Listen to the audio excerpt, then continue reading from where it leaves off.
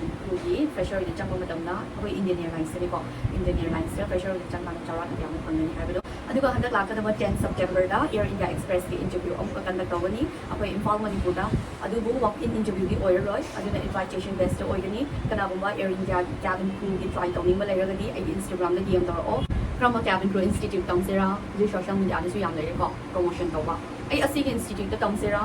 ai asig institute da tamsera for example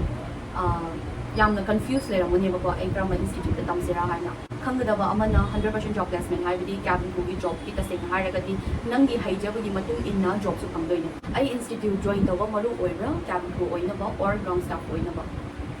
aduga hoji India Institute yam tho aviation institute adu moina promotion tawbadi ai institute da join tawo 100% job placement dige nambu air hostess oina ground staff oina